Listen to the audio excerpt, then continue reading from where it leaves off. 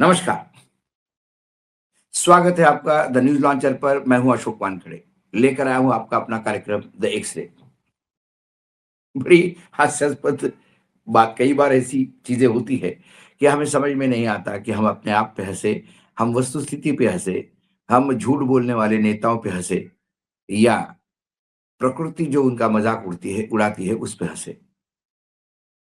12 साल पूरे हुए प्रधानमंत्री नरेंद्र मोदी की सरकार को।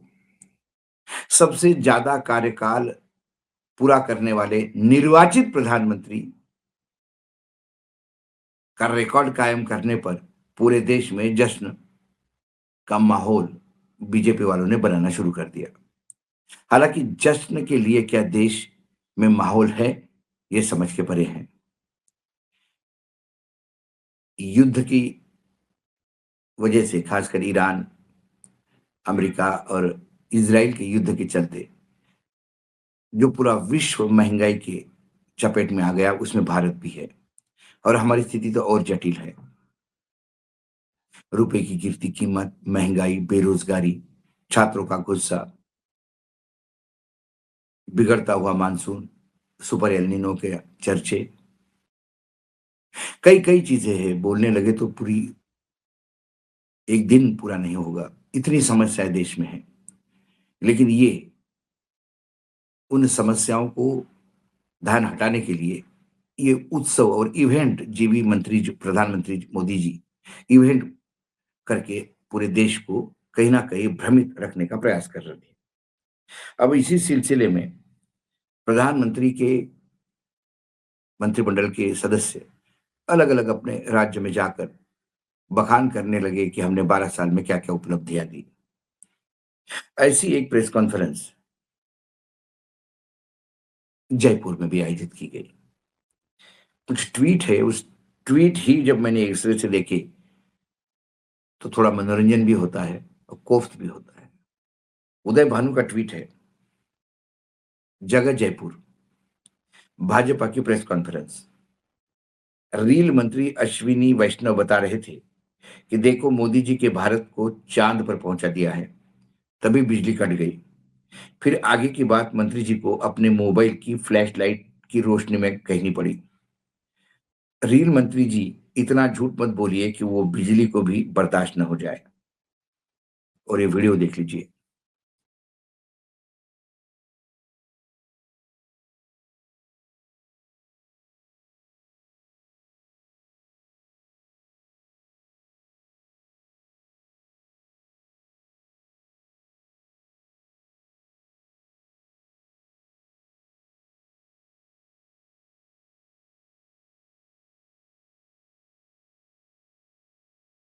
उसके बाद एक वीडियो और है, मनीष मिर्धा के हैंडल से आया है।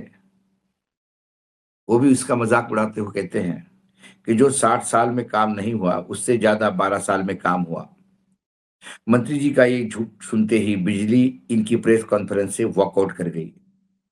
और ये वीडियो है जो मंत्री जी बात कर रहे थे और एकाएक कैसी बिजली गई, ये भी आप देख सकते हैं। भाई जो 60 साल में काम नहीं हुआ उससे ज्यादा 12 साल में काम हुआ है।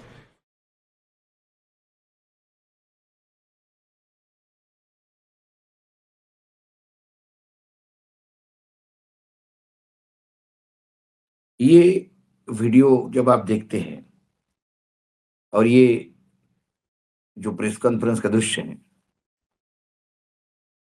ये क्यों हुआ? वैसे देखा जाए तो राजस्थान देश में बिजली के जनरेशन में नंबर 2 पे है और खासकर क्लीन बिजली जिसको कहते हैं, साफ सुथरी, मतलब सोलर एनर्जी, विंड एनर्जी। इसके बावजूद पिछले 12 साल में ये इंफ्रास्ट्रक्चर, जहां डबल इंजन की सरकार चल रही हो, वहां इंफ्रास्ट्रक्चर भी नहीं खड़ा कर पाए कि जो बिजली पर्याप्त है वो ठीक से डिस्ट्रीब्यूट हो जाए। कहते हैं पीक आवर में डिमांड बढ़ गई, लेकिन आपके पास प्रोडक्शन इतना है कि उस पीक आवर के डिमांड को भी झेल सकती है। सवाल इंफ्रास्ट्रक्चर का है, बिजली का डिस्ट्रीब्यूशन का है। उसका रखरखाव, उसका मेंटेनेंस इतना घटिया है क्योंकि भ्रष्टाचार चारों तरफ सत्ता का पूरा फायदा उठा रहा है। मतलब जितनी लूट राजस्थान में हो रही है, शायद ही कहीं हो रही होगी।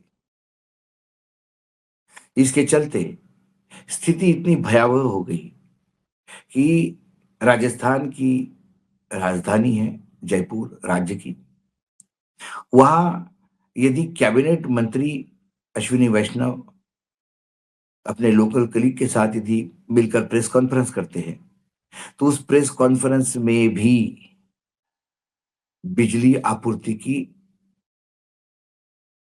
श्योरिटी नहीं है। यदि मंत्रियों के घर में यह हाल है, तो आम जनता के पास क्या होगा? 12 साल के नरेंद्र मोदी के कार्यकाल का सही बखान तो इस प्रेस कॉन्फ्रेंस के दृश्य ने किया। कांग्रेस ने 1947 से लेके कम से कम 2013 तक, जिसमें अटल जी का भी स्टैंड रहा, बीच में और भी सरकारें आई, मतलब मोरारजी देसाई की एक सरकार का एक्सपेरिमेंट हुआ, चरण सिंह उसमें प्रधानमंत्री बने, फिर अटल जी की सरकार आई। इन सबको जोड़ते हुए, क्योंकि इन सब ने भी थोड़ा थोड़ा कहीं ना कहीं तो कुछ काम हुआ है, देश की जिस स्थिति में पहुंचाया था, खासकर यूपीए के 2 कार्यकाल के बाद देश की आर्थिक स्थिति, उसके पहले जवाहरलाल नेहरू से लेके नरसिंह राव तक, नरसिंह राव ने पूरी इकोनॉमी ओपन कर दी। बहुत बड़ा एक सी चेंज जिसको हम कहते हैं देश के अर्थनीति में हुआ। मनमोहन सिंह अर्थमंत्री बनाए गए थे तब, बाद में वो प्रधानमंत्री बने 2 टर्म।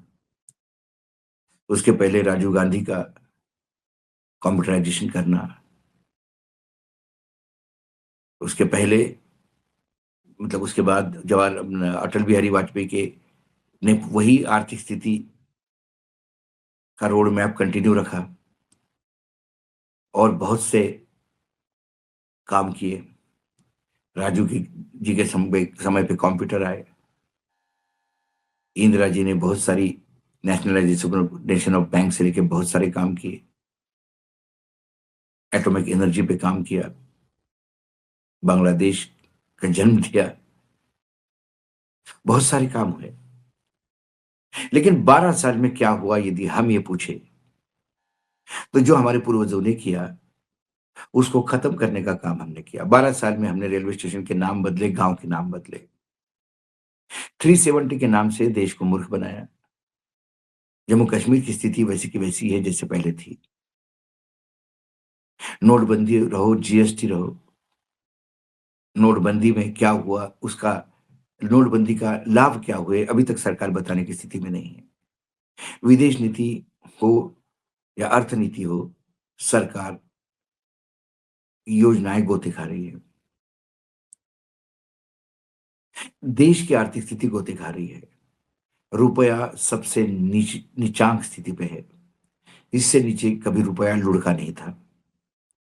65 रुपए पे जहां डॉलर बिकता था, तब देश की इज्जत नीलाम हो रही थी। मोदी जी कह रहे थे अब डॉलर 90-95 पार हो जाता है, तब हम विश्वगुरु बनते हैं। ये नया समीकरण मोदी जी बताते हैं। जहां पाकिस्तान के 2 टुकड़े किए तब पूरा विश्व भारत के साथ था। आज पाकिस्तान हम पे हमला करता है, लेकिन पाकिस्तान को आतंकी कहने वाला एक देश पूरे विश्व में सामने नहीं आता और भारत का साथ नहीं देता। भारत जिसको अपना भरोसेमंद मित्र मानता है, वो अमेरिका भी पाकिस्तान को अपना सबसे अच्छा दोस्त मानता है। किसी पैरामीटर में कोई अचीवमेंट दिखाई नहीं देता, सिर्फ सत्ता की भूख, सत्ता की लालच, लोकतांत्रिक जितनी भी संस्थाएं हैं उन पे कब्जा, स्वायत्त संस्थाओं पे कब्जा, संविधान के तीनों स्तंभों को पूरी तरह से दीमक की तरह चाट कर खत्म कर दिया। ये सब स्थिति होते हुए भी ये निर्लज्जता का उच्चांक ही है कि ये अपनी उपलब्धियां बताने के लिए लोगों के बीच में जाते हैं। लेकिन मैंने कई बार कहा कि अति होने के बाद लोग हंसने लगते हैं, और ऐसे ही अभी मन की बात पे भी लोग हंसने लगे हैं। और इनके मंत्री जो बात करते हैं, उसके बिजली ने 3 बार टाटा बाय बाय करके इनको बता दिया कि इसके बाद और इस देश में शोषण के लिए कुछ नहीं बचा है।